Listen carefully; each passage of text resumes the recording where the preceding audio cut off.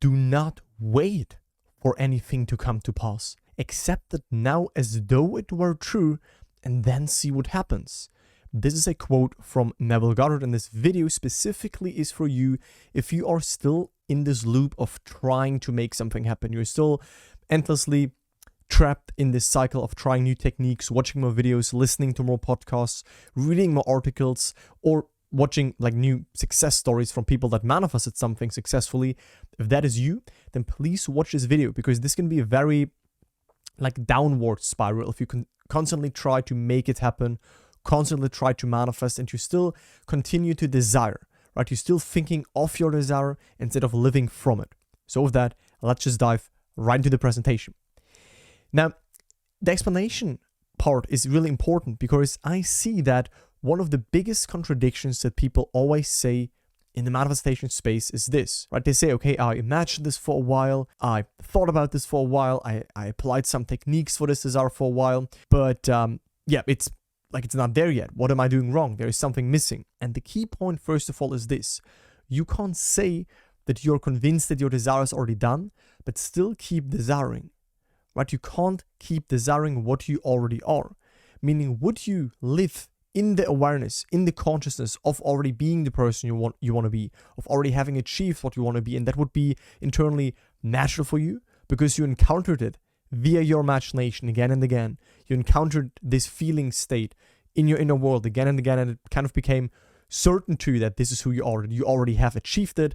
Then you could not say, but I'm still desiring this, right? Desiring, imagine desiring as one state, and having it, or aka being the version of yourself that you want to be, as another state. You cannot be in those two states at the same time, right? You cannot still desire it and at the same time say, oh, but yeah, I have it. But then secretly you actually still desire and hope and wish for that thing to happen. I hope you know what I mean, right? If you fully live in the state of having accomplished it, of having achieved it, right? Believe you have received, and then you will. So if you're first internally in this feeling of the wish fulfilled, then you cannot at the same time still keep hungering for your desire. And a good metaphor for that is when your stomach is full, you can't desire food, right? So what do you do when you have physical hunger? I always bring this example on my channel, but you start to eat until your hunger is satisfied. And that is what we do when we have physical hunger. And now simply take hunger as a metaphor for desire. Okay, when you have this desire to be this, to achieve this, no matter in which life area that might be, then you can keep hungering that and keep desiring that. That will only increase the hunger, because the longer you hunger, the bigger the hunger gets, because you still haven't satisfied your hunger. When you dive into the satisfaction of the wish fulfilled, the hunger is relieved. And how do you do that with a desire? Well, of course, you don't eat physical food when you have a desire to manifest it, no, but you experience it as being done. Right, you feel into what it would be like. Would you already have it? Would you already be that? Right, you kind of align internally to that version of yourself that is already in existence since creation is finished, that already has the goal, that already comes with your desired traits and manifestations, right? And what people oftentimes say, and statements that I very often hear, are things like, I'm not seeing signs. But when am I going to see signs? How do I know that I'm on the right path? I'm impatient. Nothing is working. Nothing is happening. I'm trying so hard.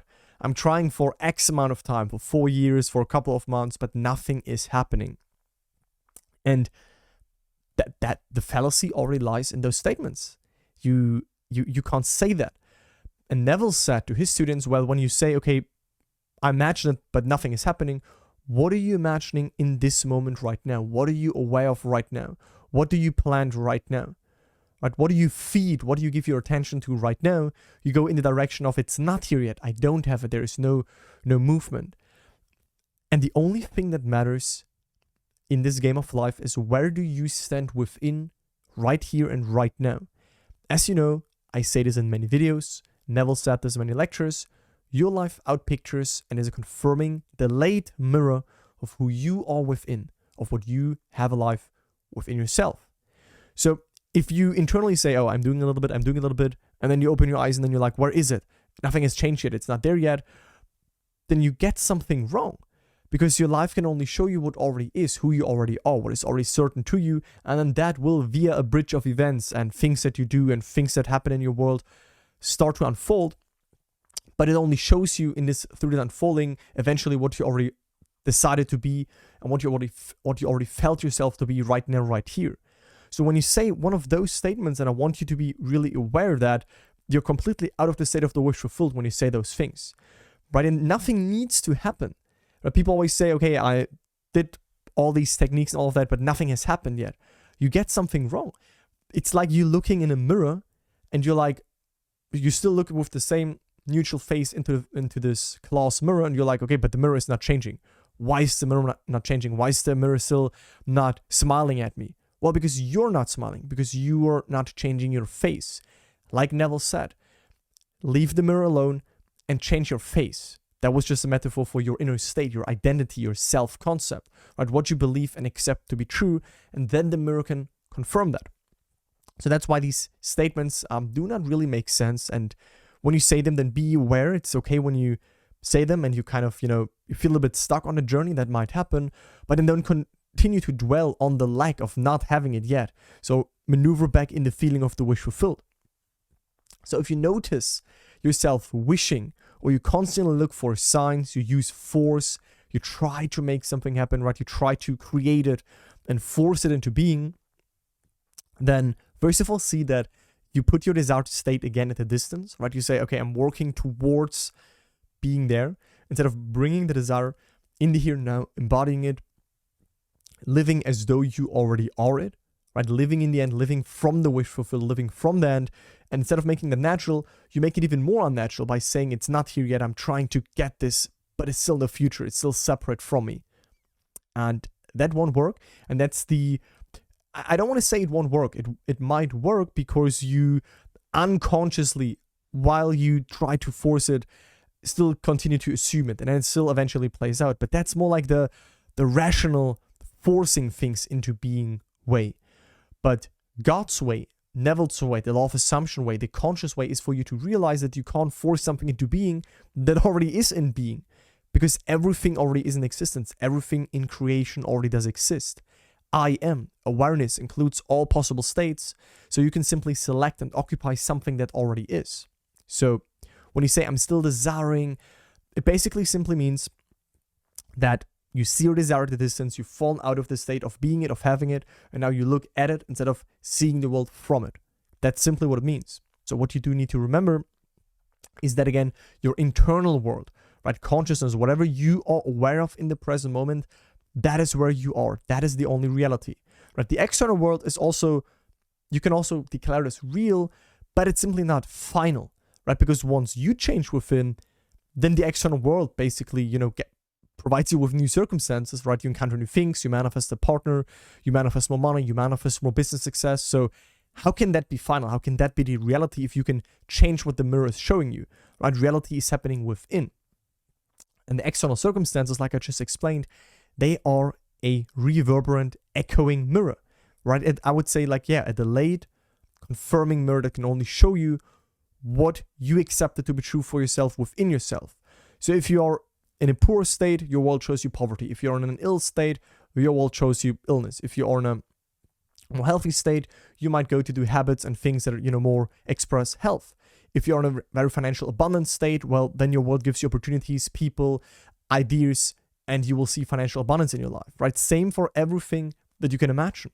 So it's already there, and you can simply access that now consciously with your imagination. You can consciously access those states that you want to express, those realities that you want to see manifested. And the important thing is, again, that where you are in imagination, translated with inner world, that is where you are. And a simple example to prove that is, and everyone can prove this right now. Everyone that is listening to this video can prove that this is real, that you're not where you are in the sense world, because let's just say, again, this easy example of your bank account, right? Let's just say your bank account shows you red numbers, you have a lot of bills, you always get triggered by that, and you always react when you see those red numbers and those bills and all of that. When you move in your internal state, in your internal world, in this state of financial abundance, financial security, financial overflow, financial success, feeling wealthy, right? Feeling financially stable, all of those attributes. And you make that natural. You feel into what that would be like, right? You adopt that identity. You choose that identity that is already really financially secure. Of course, the external world, because we said it's an reverberant, echoing mirror, right? It's not immediately changing always.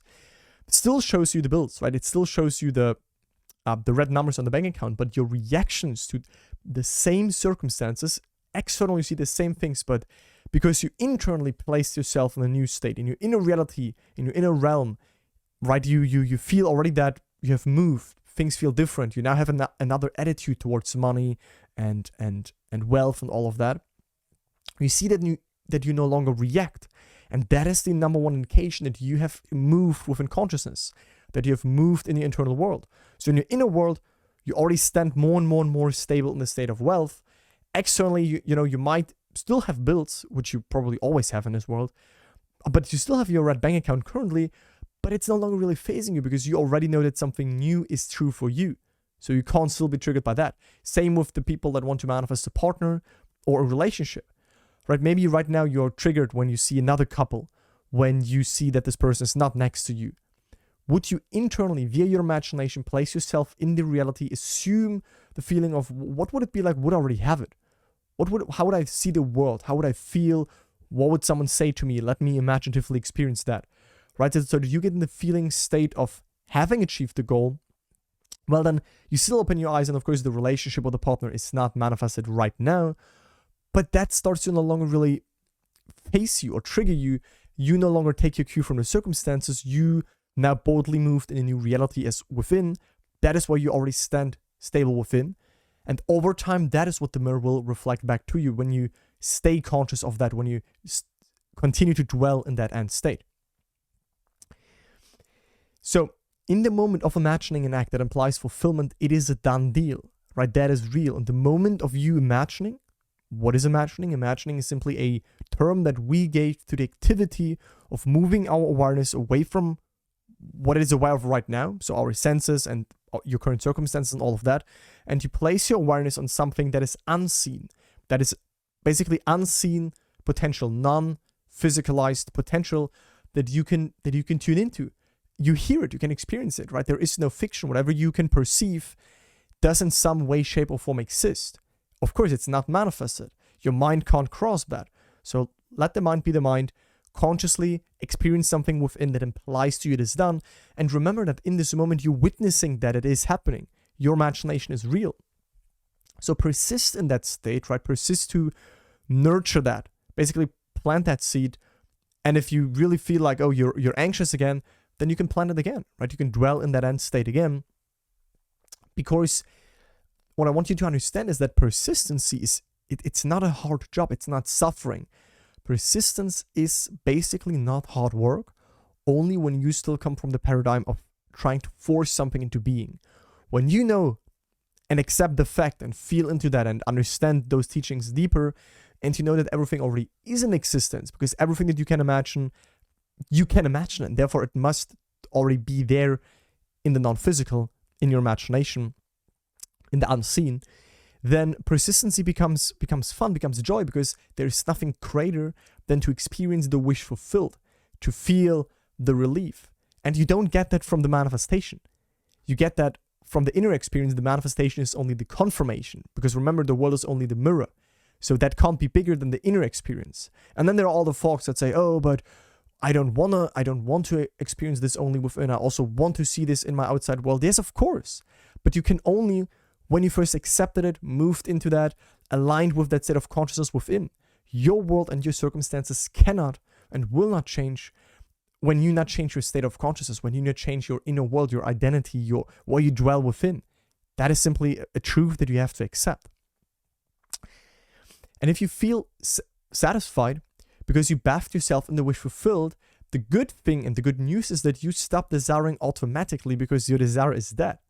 Right? You cannot continue desiring something, like I said in the beginning, that you already accept that is done, that you already felt to be true, that you already felt to be real, right? Feeling it real, that you already encountered and experienced in your inner world, in your imagination. You can't desire something that you already have, that you already are. And then you stop desiring, but it's not a It's not acting as if where you say, oh, yeah, right now I stopped desiring it. No, you literally stopped desiring it. The desire died because you witnessed and you dwelled in the fulfilled desire so long that now this became certain to you. This became natural. You self-persuaded yourself, and therefore you no longer desire it. And that is good. That can be a very confusing part for most people because they then wonder, oh, do I still want this? But as long as you kind of like play with the question, do I actually still want this?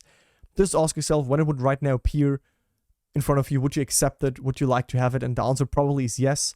Then you still want it, but it's now more like a, yeah, of course, and no more a lacking and obsessing over it. And you automatically let go because the wish is fulfilled, right? The wish is done. You don't force to let go. You don't say when you have a desire, now I let just go of the desire. Okay. You will still have the desire. You can't let go of the desire. The ill person will only let go of illness when they are convinced of health, when they're in a state of health. So if they say, oh, I let go of this desire to be healthy, well, that's cool. But what do they then grab onto? What do they do next? Right? What do they put their focus on? That's always the question. Where do you dwell? Where is your focus? So that should be on the wish fulfilled. And this is what Neville said about this topic of still desiring it, still trying to make it happen. When the desire is upon you, that is the time to accept your wish in its fullness. Right? That's beautiful because we want to accept it. We don't want to push it away, ignore it, or think that desiring implies lack. No, desiring is beautiful. Desiring is showing you something that is in existence, that is right now an unoccupied state, but that is an already existing state. Otherwise, you could not even have the desire for that state. You can't desire something that's not in existence. So a desire, see it more as like a gift, an opportunity for you to outgrow your current limits. But in order to do that, you need to dive into desire and bathe yourself in already having it and already being it within. And then the mirror of life can confirm that. So the minute desire comes upon you, assume it as already a fact. Do not wait for anything to come to pass. Accept it now. Accept your desire now as though it were true. As though it were true. And what would it be like? And see what happens. That's the quote from the beginning. If you are in Barbados, right, you cannot discuss the means of getting to Barbados. Remember Neville's first manifestation where he had this burning desire to go to Barbados, and he went to his mentor and friend, and his mentor and friend Abdullah basically said, you are in Barbados right now, although Neville was standing in front of him physically in New York. But you have to understand this right now. You must actually live in Barbados in your imagination, in your inner world, in your inner realm, as though you were there. Just as if, and view the world from Barbados, or view the world from already having achieved their goal, living in the end. He did not explain to me then, aka his mentor, but I learned later that, man, being all imagination, right, being our true self is awareness, and imagination is simply awareness in motion, so we constantly shift and dwell through states, is wherever he is in imagination. Right? I can right now sit in this room, but I can dwell in my imagination, in my awareness, in my inner world. I can dwell somewhere else. I can dwell that I'm on the beach. I can dwell that I'm somewhere in Starbucks. I can dwell that I'm in Bali. I can dwell that I'm in my friend's house. I can dwell there within. I can feel what it is to be there. And in this moment of me experiencing that, I'm completely away from where I'm in my sense world, and I'm right now within actually there where I'm conscious of that I am. And imagination is God in man. These things I did not know then. He simply talked the overall picture. I urge you to shape your world from within and no longer from without. Desiring is thinking of. Living it is thinking from.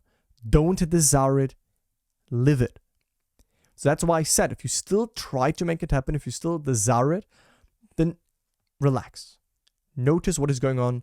You still feed that desire. You make it bigger, you make it even more stronger the more you desire, the more you think of, oh, that would be so nice. Ask yourself, what would it be like if it would be nice, but if you now already have it, if it's now already a done deal, a completely done fact in your world, and mentally see the world as you would see it, would you already have it? Make it natural, make it certain for you within yourself. So, do you want to go to bed tonight desiring and still hoping for it and waiting and dreaming and, daydreaming of it? No. But go to bed, go through your day-to-day life, living it, living in it, Sleep as though you were now the man or the woman that you formerly desire to be, just as though it were true. Just as though it were true. You don't need to fully, believe it right now. You don't need to get any right emotion. No, these are all byproducts of you dwelling in a new reality. The belief starts to grow, maybe emotions come up, but you should focus all on bringing the desired state in the here and now. Your name is I am, not I will be, right? I am. What are you right now? What are you aware of right now? What are you dwelling on right now? Right? That's the mental diet. What do you feed and which seeds do you plant in your inner garden? Your world is simply the branches that are growing from within you. So be it within right now. Therefore, you will stop desiring. You will stop trying to get something because it's already a done deal in your inner world, right? The seed is planted. And then you can continue do the other things, to focus on other desires, to not obsess about one thing here and there. And then you will see what happens. That's it for this video. Let me know in the comments if you liked it, if you have any questions on that. If you need any help with that at some point, I have two main resources. One is my free masterclass. That's like a 30-minute, no hype, no fluff, no woo video, how to really shift, what mistakes to avoid.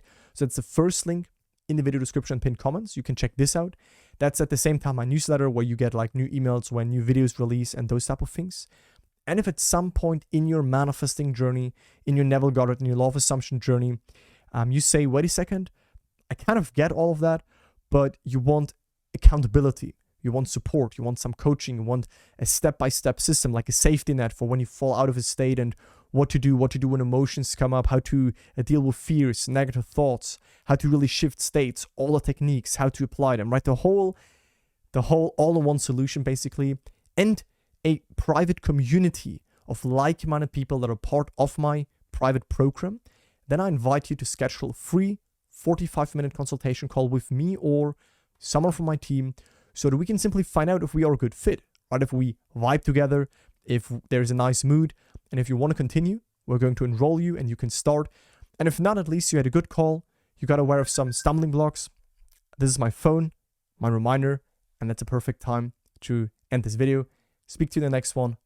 Bye, guys.